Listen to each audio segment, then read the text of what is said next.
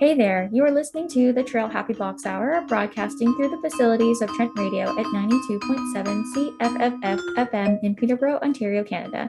I'm Amanda Owen. And I'm Megan Ward, and we're your Happy Box Hour hosts. And you may be wondering what's happening on the College on the Hill. Right now with academic skills, and if you're a graduate student looking to improve your writing, you can sign up for one of the upcoming Zoom workshops, and you can register for these through the Student Experience portal, and you can join Academic Skills Tuesday, November 30th from 7 to 8 p.m. via Zoom for a writing workshop. And are you having trouble getting started with those end of term essays? Join Academic Skills November Ride Along and attend workshops that'll help you keep on track. You can find more information at www.trentu.ca/SEP, or you can search up academic skills on the Trent University website to find more information on the academic skills webpage. And are you looking to play some games? Come show some Trent spirit at our Throne of Games, the Battle of the Banks game night happening on November 25th. And you can find posters all around Scott House that have a QR code to register, or you can find more information on the Traill College webpage and social media. So welcome, Sam. It's lovely to have you on the show. Thank you, Amanda. I'm really excited to be here. And so would you like to introduce yourself to listeners? Sure. My name is Samantha Parrott, and I work as the Traill College assistant down here at Traill College. Like I said, I'm really excited to be on the show with you today. I'm excited to have you on here too. I can't believe it's taken us to have you on the show as a guest. So I'm finally happy. I'm so glad we're finally making it happen. A fun fact about Sam is that she's the one who reviews our shows every week for the Traill College show. So it's exciting. Sam is a big fan, listens to all of the episodes. So, and Sam, did you want to explain a little more about what you do as the college assistant? Sure. And as being the person that does review all the shows, it's really interesting to be here today, actually on the show, as opposed to reviewing it. So it's definitely a different experience for me, but a fun one. So thank you. What I do here at the college office, well, I do a few things, but mostly what I would say the most important thing is that I'm here to help students. So if any student is looking to have questions answered, or if they just need a little bit of help or guidance and sort of where to look for things, I'm kind of here to help navigate that. So that could be referring them to academic skills or academic advising. It could also be with helping students plan events that they want to run at the college or book rooms. I do all of the room bookings for Traill College down here. So it's a few various tasks, but all keeping in mind that I'm here to assist the students. And if they're interested in purchasing some swag, because everybody likes our Traill swag, then they can certainly come here and purchase some swag. Or like I said before, book rooms for certain events. Amazing. And I'm not biased at all by saying the Traill College swag is amazing. And where can students find you on campus, Sam? Well, I'm located down at Traill College in Scott House, which is the big white house. I am in room 107, so sort of towards the back entry door is where my office is located. But as you know, Amanda, the Traill intern office is right beside in room 106. So if they can't find me, they can certainly come and see one of the student staff members here at the college office. And so, Sam, the reason why I wanted to have you on today was to discuss cooking and baking. And are there any recipes that spark good memories for you in terms of like cooking, baking, anything like that? Well, I do enjoy cooking and baking, as long as I have the time that I can really invest in it.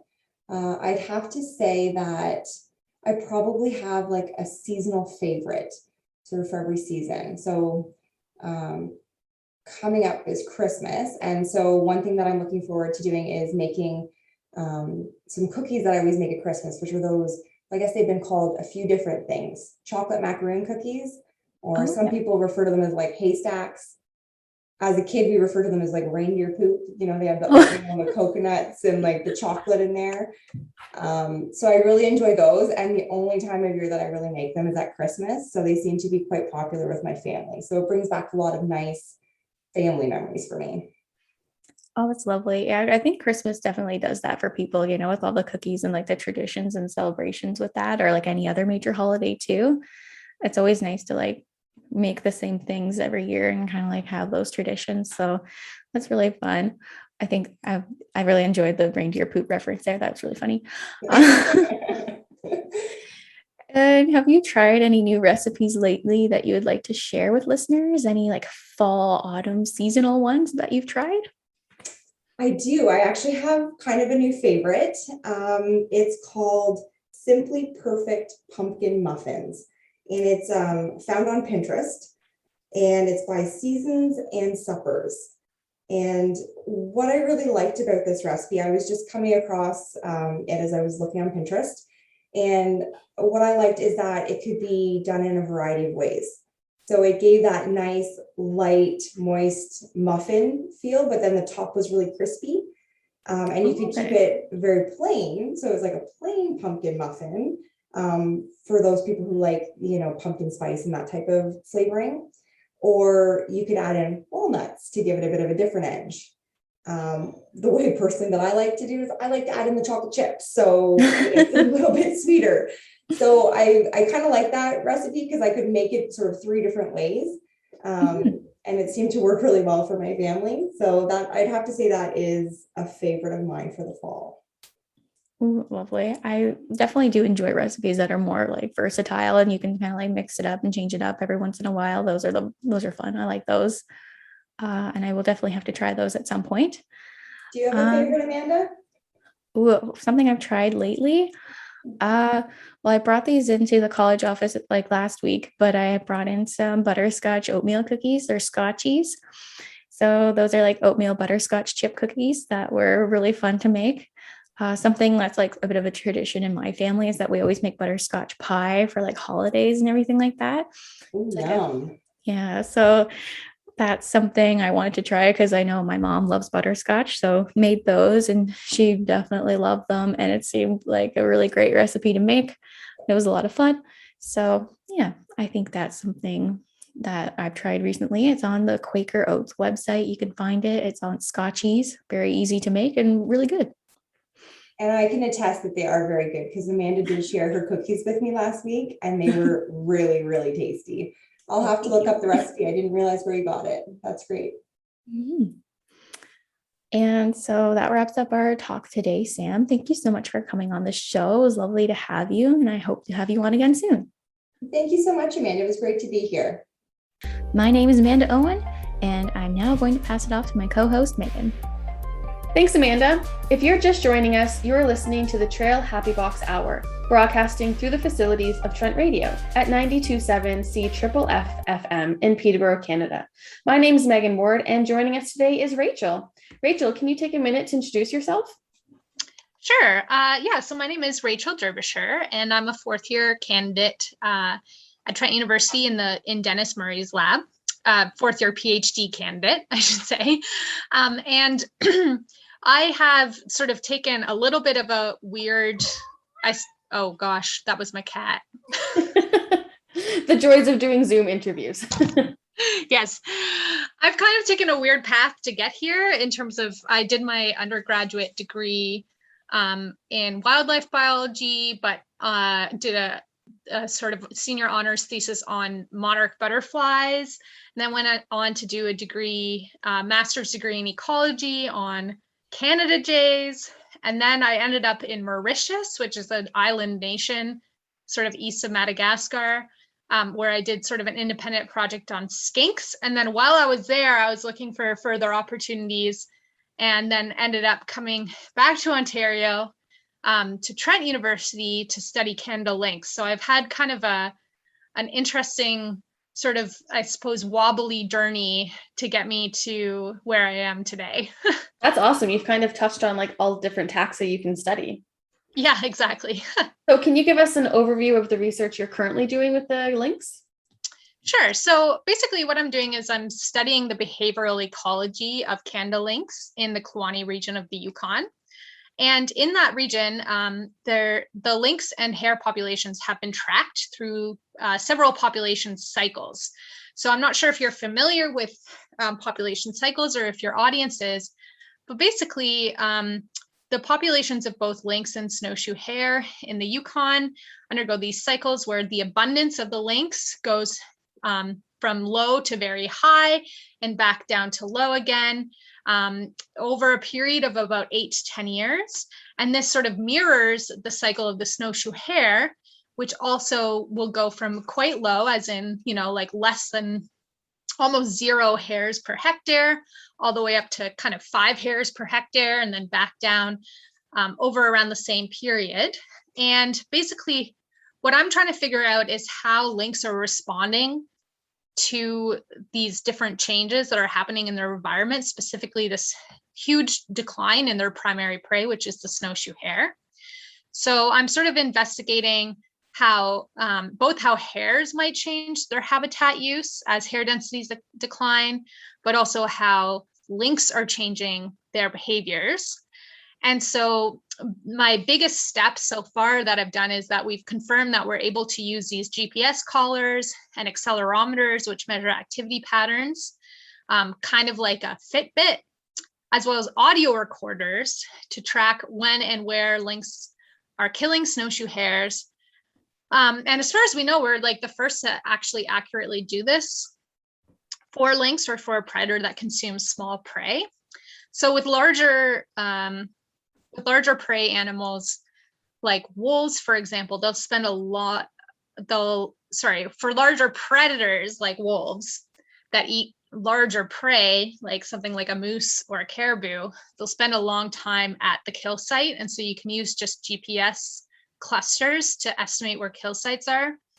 But with lynx, they only take about 45 minutes to eat a meal. So we can't just use GPS locations to figure out where they're eating.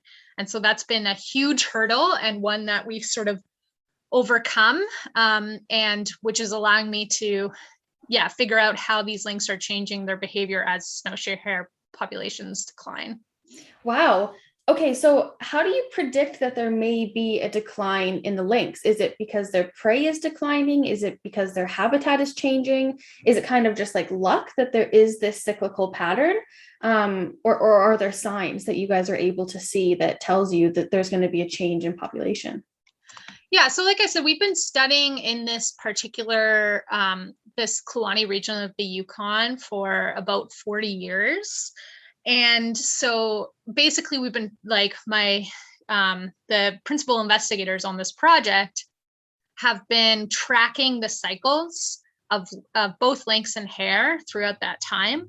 But we also know, especially through fur returns through the Hudson Bay Company, but also through traditional knowledge, that these cycles have been happening for hundreds and hundreds of years. And so if you sort of are tracking the cycle and keeping track of the abundance of these different animals, you can fairly accurately predict sort of when the population is going to start to decline. Although I will say that we did predict a decline happening a couple years before it actually did. So there is obviously some variation there. But we can usually predict that every 8 to 10 years on average, after a peak in population, both the lynx and the hare population will begin to decline. The hares will decline first, followed by the lynx after about a 1 to 2 year time lag. Right. Okay. And so you mentioned that you are following the lynx using GPS data. So how do you actually get a collar on a lynx? I picture like a Steve Irwin wrangling a alligator kind of situation. Is that how it works, or is there a bit more technique involved? Yeah, there's a bit more technique involved. I don't think we could get away with that, that technique in particular. So basically, the first step is that we need to capture it, right? So we have these little homemade box traps that we call them. And basically, they're just sort of these big chicken wire boxes that we built. And they have a pedal and a door that slides down. And so what we do is we put bait in the back of the trap, something like a dead snowshoe hare or like a dead bird that we found on the side of the road or something like that. And so the lynx will walk in to investigate the bait, and they step on the pedal, and then the door comes down behind them. And so we're checking these traps once or twice a day, depending on the weather. And then when we discover that there is a lynx in a trap, we actually transfer the lynx to sort of a wooden crate. And then, believe it or not, we actually drive the lynx a short distance to a nearby veterinary clinic. And so then we have this nice, like, warm, sort of controlled environment. And that's where we chemically immobilize or sort of sedate the lynx using a cocktail of a few different drugs. So the lynx sort of goes to sleep. We're monitoring vitals. We're taking measurements on, how much the lynx weighs and how big it is, et cetera. And during that time, we, of course, put the collar on, as well as we put little ear tags in. So each lynx gets a unique combination of colors, one color in each ear. And using those unique combinations, we can actually identify lynx, not only when we see them in the trap, but also we have quite a few camera traps set up around the area where we work. And so we can see, even when they don't have collars on, we can identify lynx using those ear tags. But once we've done all that whole process takes about 30 minutes, and the lynx sort of starts to wake up. We put it back into its crate, reverse the drugs that it's taken, so we can administer another drug that sort of helps it wake up and recover. And once it's fully recovered, we just drive it back to where we caught it and release it. And the whole process takes a few hours. So yeah, it's not quite wrangling. It's a little more calm than that, both for our sake and also for the sake of the lynx. Right. Do you know approximately how many lynx you have collared in the Yukon right now? Oh, currently in the Yukon, none. That's because the collars only are on the animals for a couple months at a time. So they have an automatic mechanism that the collar just drops off. And part of the reason they're only on for a short period of time is that we're collecting GPS fixes every 15 minutes. And so it goes through the battery pretty quickly. And you can only put a battery of so big on a small lynx like an animal. You might be surprised to hear that lynx on average are 10 kilograms or about 22 pounds. So they're not quite as big as people sort of expect them to be. They're more like tall and very fluffy. And so we can't put these big collars on them. So instead we opt for these lighter, smaller collars that take GPS fixes frequently, but that the battery will only last for a couple months, and then the collar drops off. Right. But over the 4 or 5 years, 5 years, I guess, that myself and other collaborators have been working on this study, we have collared over 50 individual lynx. Wow. And some of those we've collared multiple times, so we recapture them and give them a new collar year after year. And so actually one of the things that I'm looking at is how individuals are changing their behavior over time. So, if we've caught the same lynx 5 winters in a row, how is its behavior changing over that time? And so that can really give us a really good insight into, how these animals are behaving, because it's not just sort of an average of the population, but looking at these individuals and even differences between how individuals might be responding. Right. So do you have a favorite? I know you're looking at individual lynx. Do you have one that you've named and is your favorite, or are you sort of impartial? Well, we name all of them. Nice.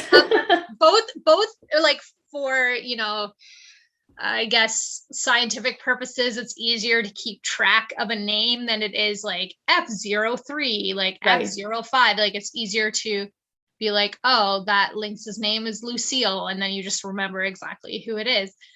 But also for fun. So each winter we sort of had a different naming scheme. And so, for example, like 2 winters ago, The naming scheme was like superheroes. So we had like a Hulk and we had a Rogue and stuff. And the year before it was Lord of the Rings. So we have like an Nice. Arwen and a Radagast. Anyways, probably the lynx that definitely sticks out to me most in my head is this lynx named Fish. And actually his name is a little different just because like he was caught using a fish, like fish as bait. Oh, okay. And so then he was named Fish.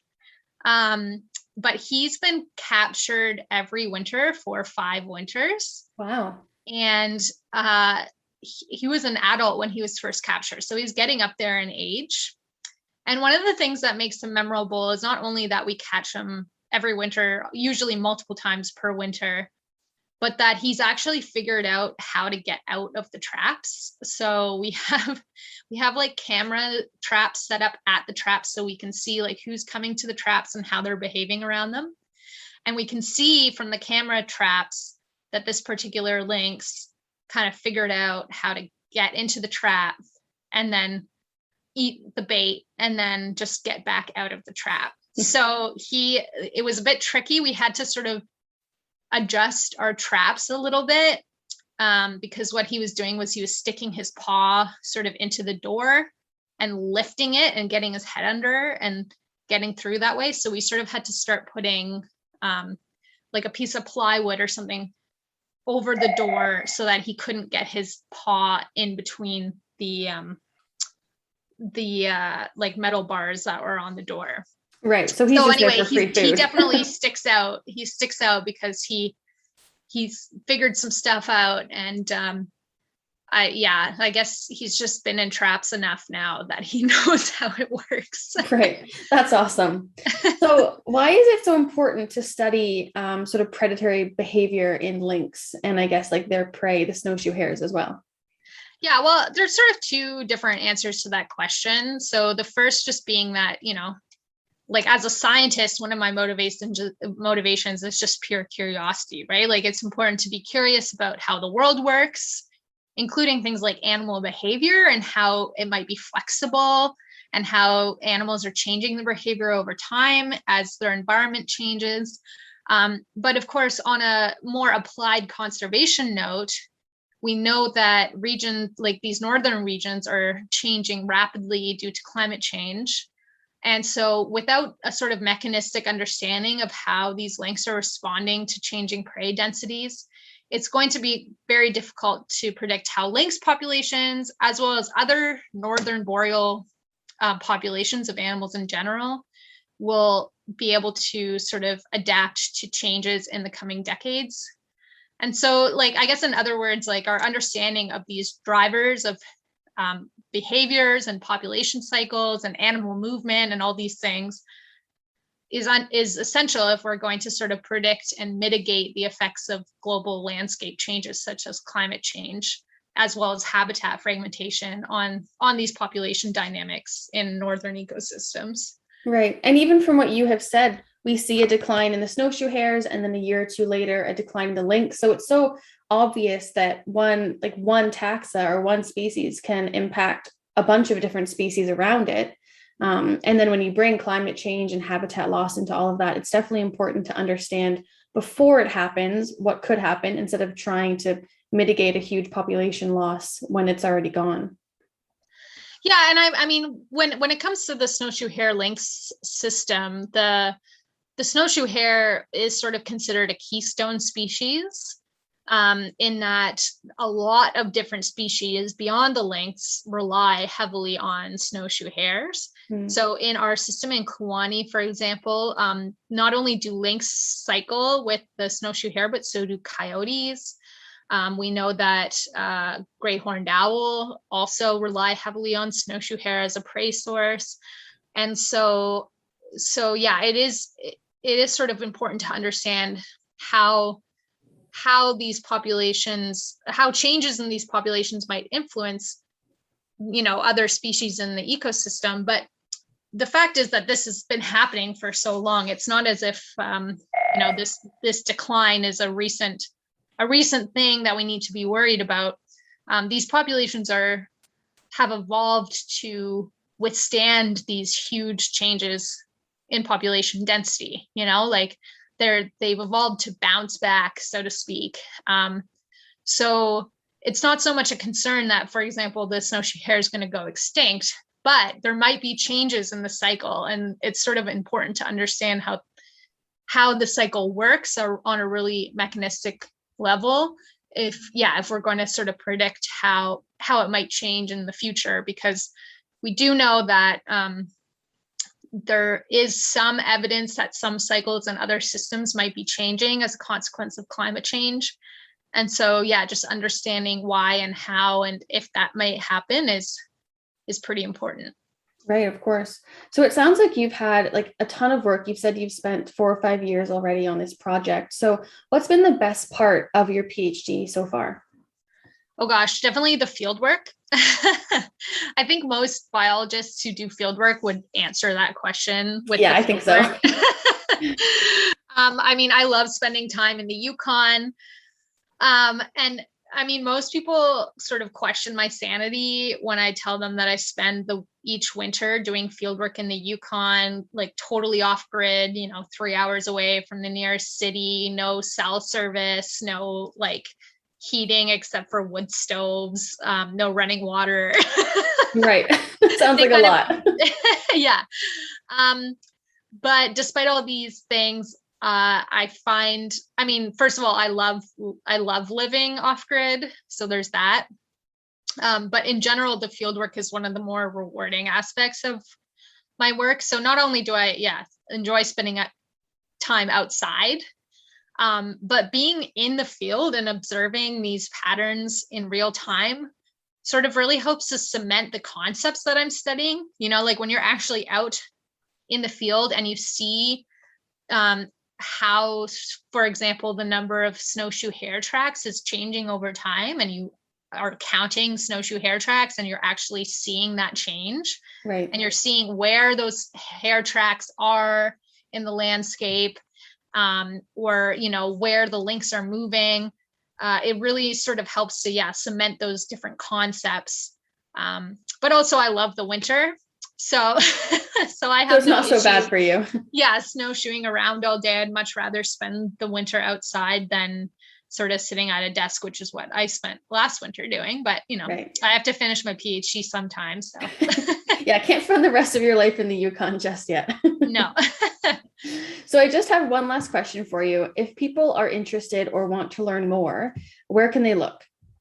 Sure. And before I answer that question, there was one thing that I just wanted to say, which is the Kluane region where we work is actually the traditional territories of the Kluane First Nation, as well as Champagne-Ajac First Nation. Mm-hmm. So that they, as well as the Yukon government, gave us permission to work on their land. So I just wanted to thank those nations for sort of allowing us to work on their lands.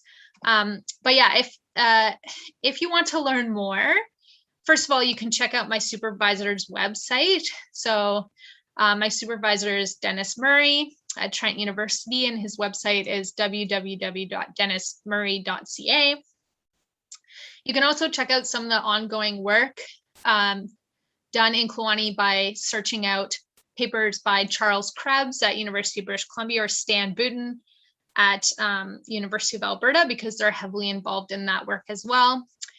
And I'm going to finish with a little plug that we're actually currently seeking a new PhD student to continue some of this work that I've been doing. So if you or someone you know is interested, please reach out to Dennis Murray by accessing his website, or check out the advertisements that are on his website for some PhD opportunities in this field. If you're interested in spending your whole winter with no cell reception and no running water, I honestly think that sounds kind of cool. There you go. That sounds like the perfect project for whoever that is. Yeah, totally. Well, thank you so much for coming, Rachel. This was awesome, and I'm glad we got to talk about your project. Yeah, thanks so much for having me. Thanks for tuning in to the Traill Happy Box Hour, broadcasting through the facilities of Trent Radio at 92.7 CFFF-FM in Peterborough, Canada. My name is Megan Ward. And I'm Amanda Owen. And we look forward to chatting next week. Check out Traill College on Instagram for more #TraillWow content at Traill College. Bye for now. Bye.